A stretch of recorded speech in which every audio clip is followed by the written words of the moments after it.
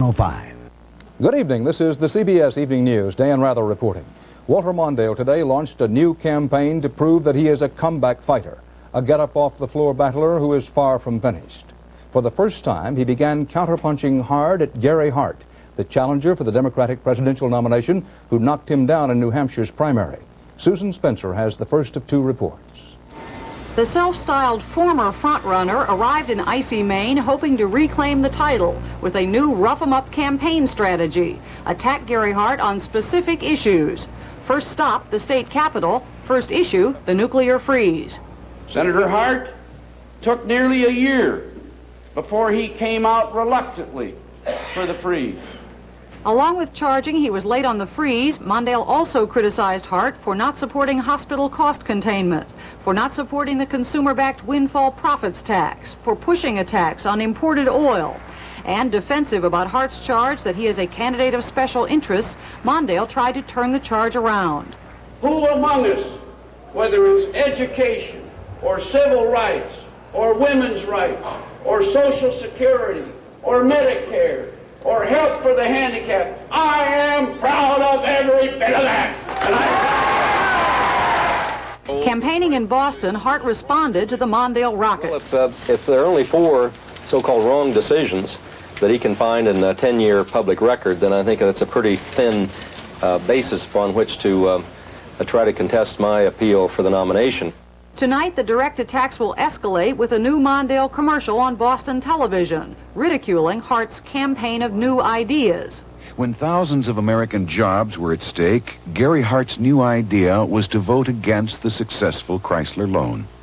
A radio version of that ad will run in Maine prior to Sunday's caucuses. Hart has decided not to campaign there, but in his new mode of attack, Mondale has sent in 150 workers, well aware that 2 drubbings in 1 week could be fatal. Susan Spencer, CBS News, Augusta. So now there are 2 frontrunners, 2 crisp and clear alternatives. But to the skeptical eye of a Madison Avenue ad man, the difference is all in the presentation, in the packaging. The most obvious difference between the 2 candidates is the youthful shock of Gary Hart hair and the sort of 50s slick-back hairdo of Fritz Mondale. Mondale is the carefully tailored suit, and Gary Hart is a little bit more undergraduate. And I see the basic difference being the tried and true, you can count on me product of Fritz Mondale, as opposed to the new and improved, and you must try it because it's better than the status quo product of Gary Hart. And that's precisely what the candidates wanted to portray and have portrayed in their commercials. Mondale for president. This president will know what he's doing. I think it's time for a new generation of leadership with new ideas. Different styles, different pitches, different memories. The torch has been passed to a new generation of Americans. It's time in America in the 1980s for a new generation of leadership.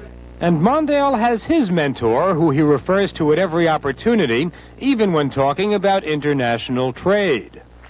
My old friend Hubert said, I'll sell them anything they can't shoot back. So in a way, the campaign is becoming a battle between ghosts. Humphrey ran against Kennedy in 1960 and smiled while he danced. But Kennedy had the last laugh, and Hart is laughing now. Hart the trendy, Mondale the traditional. They bought their clothes in different stores, but when it comes to substance, to the big issues, they went to the same school. They're both for slower defense growth, jobs programs, extended unemployment benefits, legalized abortion, and the Equal Rights Amendment. They're both against school prayer and tuition tax credits for private schools. And if they agree on so much now, it's hardly surprising. The last time Mondale and Hart were senators together in 1976, they voted the same way 86% of the time. But that was 8 years ago. What issues separate them now? Listen. I believe that the issue and the debate now before the Democratic Party is whether to stay with the leadership of the past of our party or to move forward in the 1980s to a new generation of leadership. It's not whether an idea is new or old. It's whether it's right or wrong. As Mondale defines what he means by right and wrong, as Hart defines his new ideas, some content could creep into this campaign and move it beyond images of blow-dries, babies, and business suits. Bob Simon, CBS News, New York.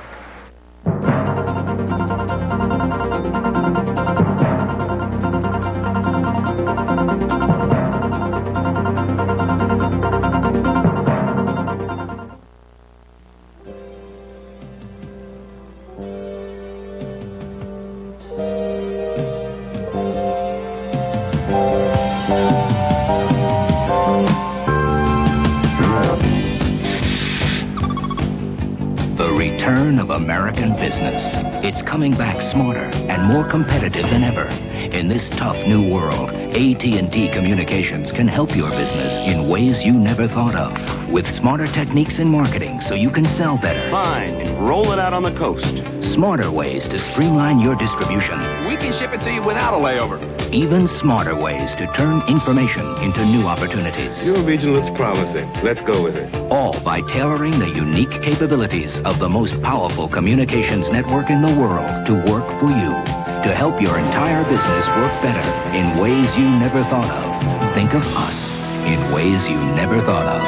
AT&T Communications. New Soviet leader Konstantin Chernenko made his first foreign policy speech today, 3 weeks after he succeeded Yuri Andropov. But almost overshadowing his words was visible evidence that Chernenko, at age 72, may be having health problems of his own. He certainly is having reading problems. Mark Phillips reports from Moscow. Konstantin Chernenko led the other members of the ruling Politburo onto the stage of the Kremlin's Palace of Congresses. It was both the Soviet Union's and the world's first look at Chernenko since the formalities surrounding his predecessor Yuri Andropov's funeral. Today's speech by Chernenko was therefore the first chance to see if Soviet attitudes to East-West relations had changed. Apparently, they have not. Chernenko talked of how the idea of détente had taken deep root, but he then went on to list the ways in which Moscow feels Washington has hindered any improvement. The Americans, he said, create obstacles to talks by deploying their missiles in Europe. It is the removal of these obstacles that offers the way to working out a mutually acceptable accord. And Chernenko added a warning. None of those given to armed ventures, he said, will catch us unawares, and no potential aggressor can hope to avoid devastating retaliation. Through much of his speech, Chernenko seemed short of breath and frequently stumbled and slurred his words. At one point, there was an embarrassing silence of about 30 seconds while he lost and refound his place.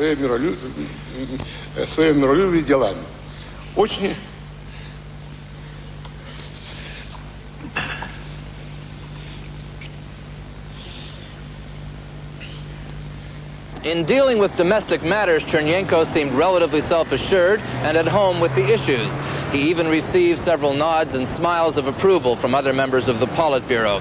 But in dealing with international questions, Chernenko seemed less at ease. He offered no new initiatives. His performance today did little to solve the riddle of how firm his grip is on Soviet power and policy.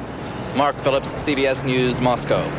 In Washington, White House spokesman Larry Speakes welcomed Chernenko's speech. He said the Soviet leader gave the Reagan administration no reason to change its view that a new dialogue with Moscow is possible.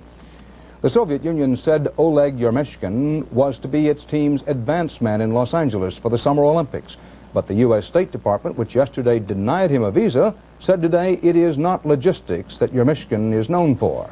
David Dow reports. He was to have been a key man in the Soviet Olympics delegation, its advance man in charge of preparations. But Oleg Yermeshkin was apparently suspected of having a dual role, the State Department citing internal security reasons in denying him a visa. One source told CBS News that Yermeshkin had been identified as a Soviet intelligence agent during earlier embassy duty in Washington, though officially there was no confirmation. I'm not going to have any comment on whether he is or is not a KGB agent, or whether we think he is. But our position is that we think that anybody who's going to be an Olympic attaché ought to be an Olympic attaché. The only immediate Soviet reaction was a terse statement on Radio Moscow. The American State Department has denied an entry visa to the Olympic attaché of the Soviet Union. This is a violation of Olympic tradition. The State Department was apparently concerned that Yermishkin would have access not only to the Olympics facilities, but to the high concentration of aerospace and high technology plants in the Los Angeles area. The State Department says that shortly after a visit by Soviet delegates in December, the Soviets were informed that Yermishkin was unacceptable. But Los Angeles Olympics officials insist that this week, the week Yermishkin was to have reported here for duty, was the first they knew of it. If it's true, the report that some people mentioned it in December, some people were deciding no, they sure should have said so. Publicly, U.S. Olympics officials say they don't expect the incident to affect Soviet participation in this summer's games. But for now, they must wait for the first tip-off that they're right. Soviet selection of a new Olympics attaché. David Dow, CBS News, Los Angeles. The Ayatollah Khomeini just keeps throwing wave after wave of young Iranians into his war against Iraq. The main battleground is reminiscent of the fields of France in World War I, when Britain, France, Germany, the United States, and others slaughtered hundreds of thousands of their best young men. Again today, the Iranians kept on coming, as we see in horrifying photographs narrated by Tom Fenton in London. Iran's newest offensive is the biggest battle yet in 3.5 years of fighting. Iraqi tanks and artillery are fighting Iranian regular troops this time, including armored divisions backed up by Revolutionary Guards. Once again, the Iraqis have pushed back human wave attacks, waves of 5,000 men each, they claim. There have been heavy casualties on both sides. Cameraman Eric Dershmead witnessed the action today. This used to be the Iraqi front line, and then the Iranians overran them. And now again, the Iraqis have taken it back, and the Iranians suffered awful casualties as usual on this particular battle here. The fight is still going on. The Iranians opened up with a mortar barrage this evening while Dershmead was filming. The Iraqis expect another and perhaps even bigger Iranian thrust. Hundreds of Soviet-built Iraqi tanks were moving up today.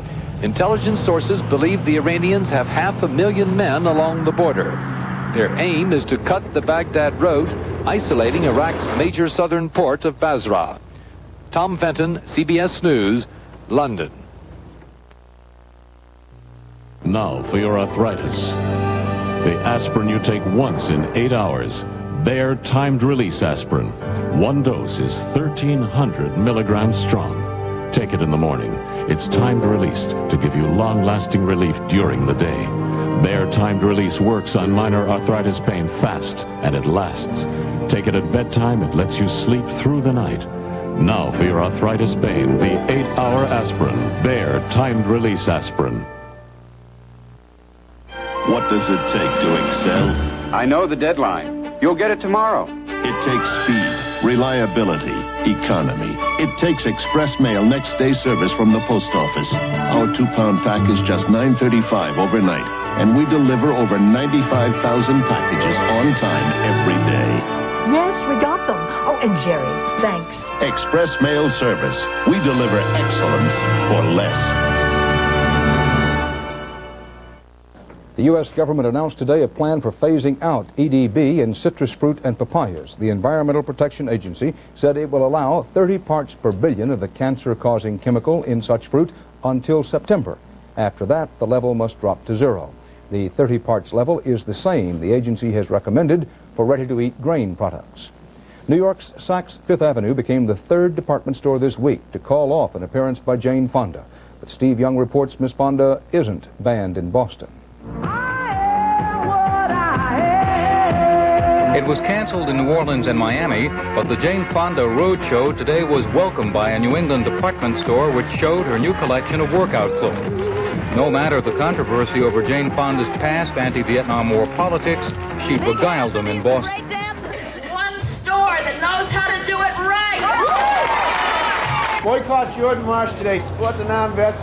Outside the store, Vietnam veterans protested her presence and some angry customers stayed away.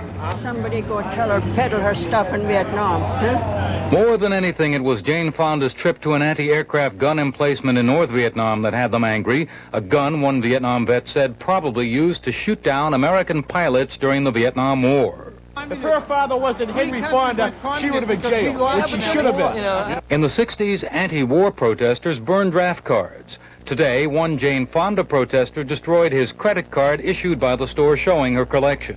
I'm going to show all those experts that said to me that you can't make a profit making clothes in this country. The profit started rolling in right away. Some older people were critical of her, but not the younger generation. It happened years and years ago. We don't have to drag on through the rest of Jane's life.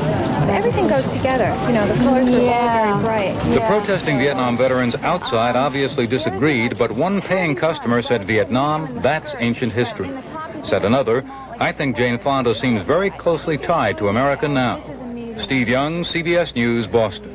A Chamber of Commerce spokesman in Ogdensburg, New York, said criticizing a popular local doctor is just like insulting a member of your own family. But Chris Kelly reports state authorities have taken action against that doctor. Dr. John Bongiovanni says his whole purpose in life is caring for his patients. He cannot see them because he is blind, the result of an auto accident 4 years ago. While Bongiovanni is able to practice urology with assistance from his nurses, authorities have disciplined him for performing 8 operations while sightless. The operations that I was doing were minor operations. Technically they're done by feel anyway. You really don't need sight. Dr. Bongiovanni says he can still treat people by relying on his 20 years of experience and by interpreting the information about their condition. But the state licensing board says he has no business being in an operating room. My feeling was that it was not in the best interest of the public for us to continue to allow him to operate. The patients were fully informed. They knew exactly what was happening. As a matter of fact, in many settings, those procedures are done in doctors' offices as well as hospitals by ancillary people, not necessarily by the physicians themselves. State authorities have charged Dr. Bongiovanni with negligence, among other things. However, his patients aren't complaining about his treatment. And last December, the Chamber of Commerce here gave the doctor its Man of the Year award. As far as we're concerned, anybody who's against Dr. Bongiovanni would be against apple pie and motherhood. And Dr. Bongiovanni's patients swear by him despite his blindness. I don't think it's made any difference. I think he's very courageous. And anything he can do to help the people, he should keep right on doing it. Dr. Bongiovanni is concerned that the publicity about him will ruin his practice, that he might lose his patients. My daily contact with people is what I need. My worst days are the weekends when I'm not at the hospital or not having contact with patients. That's my worst time. Unless he is ordered to stop, Dr. Bongiovanni says he plans to continue caring for people, caring for them while never seeing them. Chris Kelly, CBS News, Ogdensburg, New York.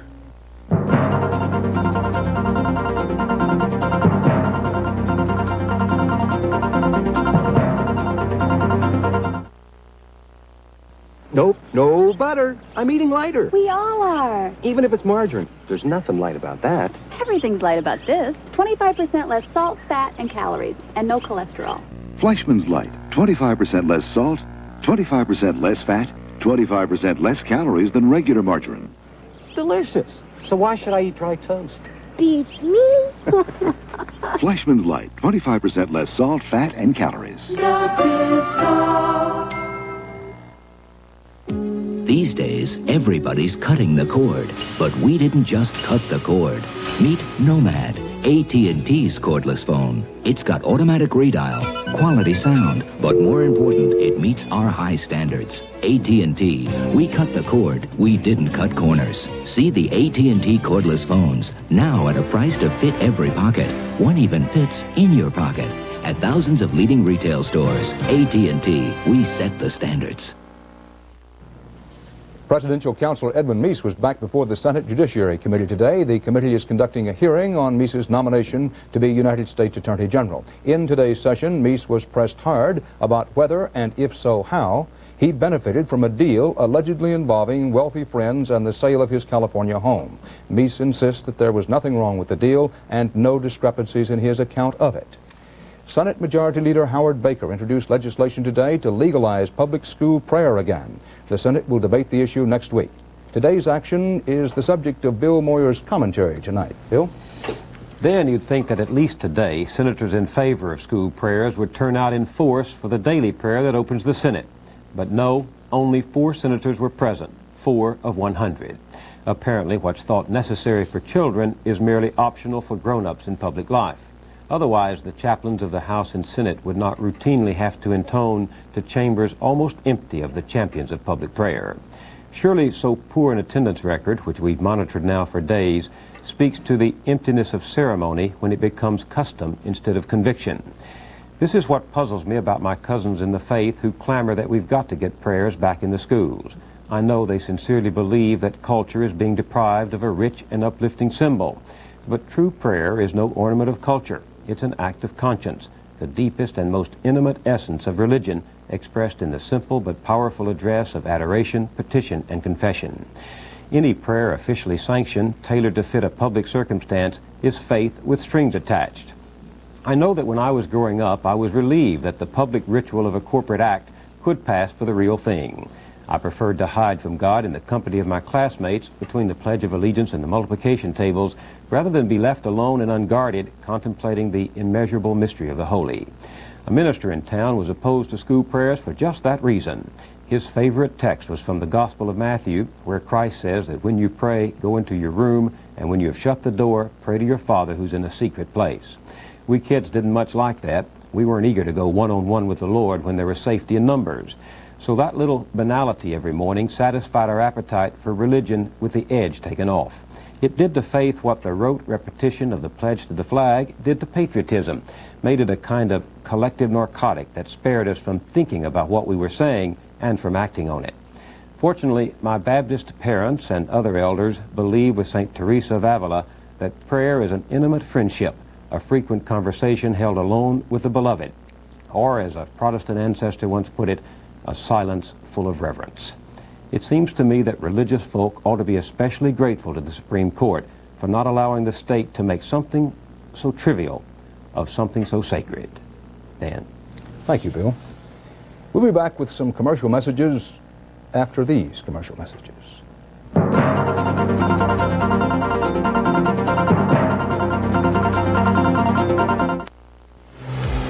How do competitive air delivery services stack up? Leading services deliver a 10-pound package coast to coast for $44. With UPS Next Day Air, the same package costs $21. And if the package doesn't have overnight urgency, UPS Second Day Air costs $11.50. UPS Next Day Air and Second Day Air, from the service American business depends on. Any way you stack it, UPS saves you money from the ground up. When my arthritis kicks up, there's no beating deep heating. Mentholatum Deep Heating Rub. Penetrating relief to soothe minor arthritis pain for hours. When my hands are stiff and sore, there's no beating deep heating. Mentholatum Deep Heating Rub. Penetrating relief to ease the stiffness of minor arthritis pain for hours. Mentholatum Deep Heating Rub or Lotion. There's no beating deep heating. For the past 2 years, I've been telling you, with some interruptions, that an independent test for Best Color Picture, the Sylvania Superset beat RCA, Zenith, and Sony. Well, this year we again asked over 1,000 people which TV had the best overall color picture.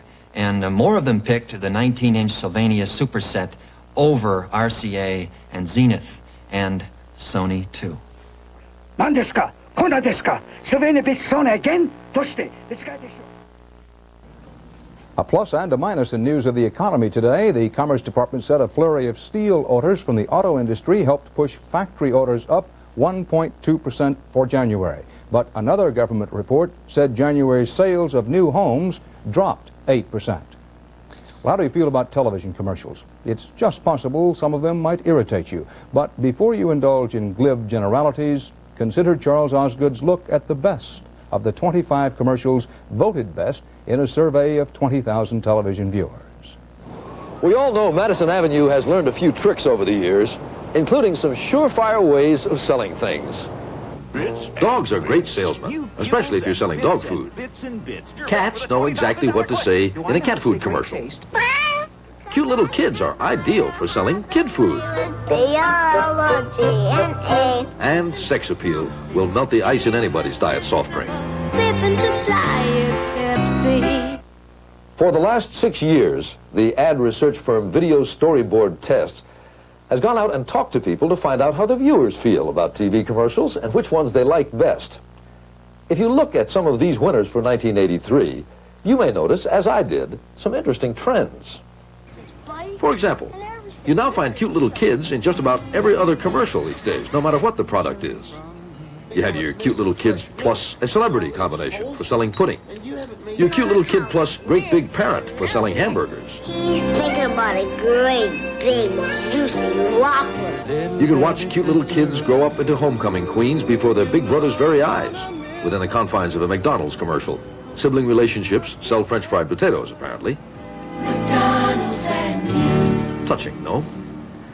Last year, Madison Avenue discovered not only brothers and sisters, but also mothers and fathers and babies and grandparents and aunts and uncles. The extended family is decidedly in the warm and wonderful world of TV commercials. There's even a family of sorts in the beer commercials. My turn! Oh. Any pinch hitters left? Here I am. A cast of characters worthy of a primetime sitcom. And speaking of beer commercials, lest you think Madison Avenue has run out of breakthroughs. I'd sure like another Stroh's. No way. Alex, 2 cold Stroh's. Consider this way of using man's best friend. Just open the refrigerator. Just open one bottle. Just open the other. Now he's pouring yours. Now he's pouring mine. Alex, you better be drinking your water. Where will it all lead? Charles Osgood, CBS News, New York. And that's the CBS Evening News for this Friday. Bob Schieffer will be here tomorrow. Thank you for joining us. Dan Rather, CBS News, New York. This boy and girl are the same age, but statistics show that the girl should live 7 years longer. Because she's a better risk, she'll pay lower life insurance premiums for the same coverage. That's how all insurance works. The lower the risk, the lower the premium. Basing premiums on risk makes it possible to provide insurance for everyone at a fair price. America's Life and Health Insurance Companies, a growing commitment to America's life and health. Dear Stofers, I like lean cuisine because it's less than 300 calories. It makes it easy to watch your weight. It's low in fat. It's a very good idea to eat light. But it's the taste that brings us back. It's the taste that brings us back. It's the taste. It's the taste that brings us back. Love. Diane, Martha, Jackie. Lean cuisine entrees from Stouffer's. It's not just the calories that count, it's the taste. Whirlpool announces 2 beautiful new home appliance features. The elegant look of platinum, the warm look of toast. 2 beautiful new colors, platinum and toast. Now our no fingerprint refrigerators, easy to clean ranges, energy efficient dishwashers. Even our solid state washers and dryers come in beautiful new platinum and toast. Best of all, they come with the Whirlpool promise to give you your money's worth and help make your world a little easier.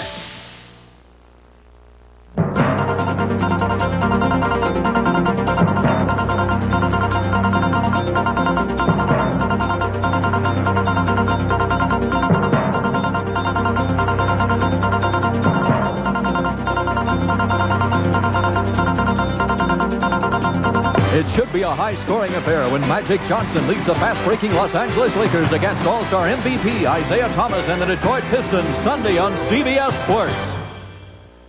This is CBS. In our news tonight, lots of controversy at the Metro Courthouse over the deal to let some people off on drunk driving charges in return for their cooperation in a test program. The jury in Springfield has decided the fate of accused murderer Edmund Zagorski. And the fight over an auto emissions program is spilling over into the political arena. We'll have those stories and a lot more coming up next on Eyewitness News.